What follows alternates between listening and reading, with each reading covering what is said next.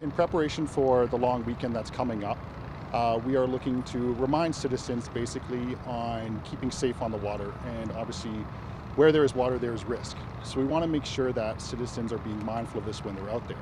There is obviously rules that are still applied to using alcohol and drugs on the waterways. This is illegal, and we don't want to see citizens doing this on the waterway. Transporting liquor is also illegal while you're in a watercraft or anything else. Another reminder is the use of life jackets or PFDs. Please remember to utilize these. These are life-saving devices that you should have while you have a watercraft on any of the waterways within the city of Calgary. The water is flowing fast, and from a distance it might not seem like it, but once you're in and you've been thrown into the water and your raft, your oars, your gear is floating downstream, that's when you realize. And the water's cold. We consider this cold water. It's runoff from the mountains, and so you need to be prepared.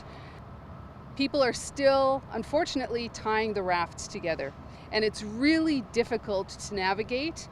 And groups got caught on bridge abutments. And it's not till you get caught there that you realize how fast and cold the water really is.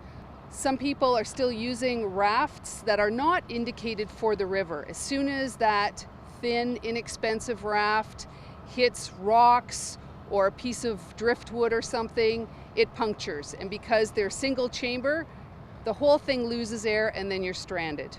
Also, a lot of people are still not wearing their life jackets. They might have them in the raft, but they're not wearing them. And you can't put your life jacket on fast enough when you suddenly get dumped. The water is flowing quite fast. We really want to remind people that, as tempting as it can be, we really need you to stay out of those storm ponds. What happens is anytime you would get runoff or rain or, you'd be stuff would be running off the streets into those storm ponds. So you could have things like hydrocarbons or a lot of silty soil. I mean, the function of the storm ponds is really to trap that sediment before it then discharges into the river.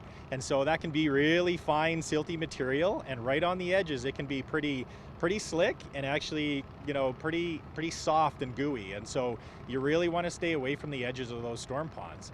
And even for your pets, thinking about, what might be running off, right?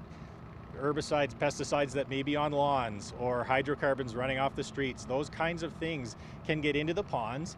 And these days with this really hot, dry weather, you could have algae blooms.